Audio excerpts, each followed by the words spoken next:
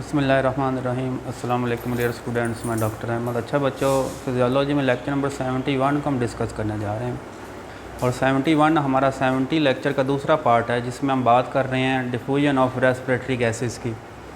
तो previous lecture में हमने डिफ्यूजन ऑफ ऑक्सीजन की बात कर ली है, तो ये हमारा लेक्चर है डिफ्यूजन ऑफ कार्बन डाइऑक्साइड के ऊपर।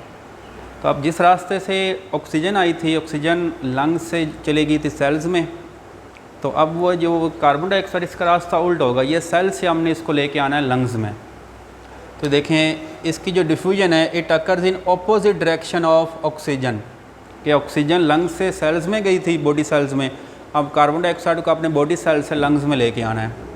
तो अब देखें कार्बन डाइऑक्साइड हमारी सेल से इंटरस्टिशियल फ्लूइड में आती है, इंटरस्टिशियल फ्लूइड से एल्वुलाई में आ जाएगी। एल्वुलाई कहाँ पे होते हैं? लंग्स में होते हैं। तो ये कार्बन डाइऑक्साइड के मूव करने का रास्ता है। तो फर्स्ट हम बात करते हैं diffusion of carbon dioxide from cells to interstitial fluid, कि सेल के अंदर जो कार्बन डाइऑक्साइड है वो इंटरस्टिशियल फ्लूइड में कैसे आ रही है। तो सेम वही मैकेनिज़्म है, इसका जो पार्शियल प्रेशर है उसका डिफरेंस होना चाहिए। कि ये देखें सेल्स के अंदर कार्बन डाइऑक्साइड का जो प्रेशर है वो 46 मिलीमीटर ऑफ मरकरी है, लेकिन इंटरस्टिशियल फ्लूइड में 45। अब कहाँ पे ज़्यादा है? अब सेल में ज़्यादा है, तो सेल से कार्बन डाइऑक्साइड निकल कहाँ पे जाएगी? इंटरस्टिशियल फ्लूइड में जाएगी। सिंपल वही मैकेनिज़्म है कि एक जगह प्रेशर ज़्यादा है, एक जगह पे कम है, तो ज़्यादा से कम की तरफ जो गैस है उसने ऑटोमेटिकली मूव करना है। तो अब देखिए उसके बाद कार्बन डाइऑक्साइड मूव कर रही है इंटरस्टिशियल फ्लूइड से कैपिलरीज़ में। तो इंटरस्टिशियल फ्लूइड में इसका प्रेशर 45 मिलीमीटर ऑफ मरकरी है, लेकिन ब्लड कैपिलरीज, ब्लड के अंदर देखें इसका 40 हो गया। तो हमारी जो कार्बन डाइऑक्साइड वो आसानी से इंटरस्टिशियल फ्लूइड से वो कहाँ पे आ जाएगी? ब्लड कैपिलरीज, मतलब ब्लड के अंदर आ जाएगी।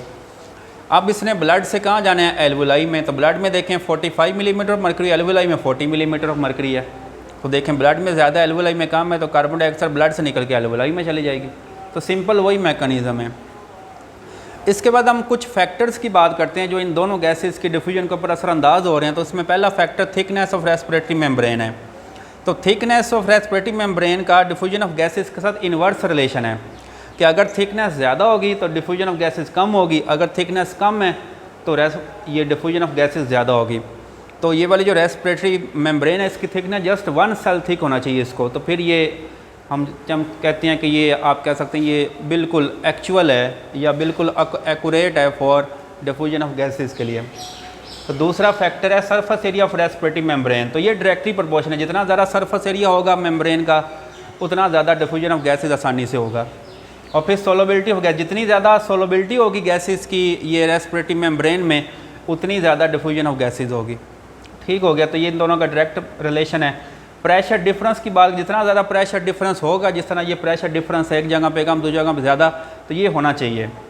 तो ये भी डायरेक्टली प्रोपोर्शनल है, जितना प्रेशर डिफरेंस होगा उतना डिफ्यूजन ऑफ गैसेस आसानी से होगा।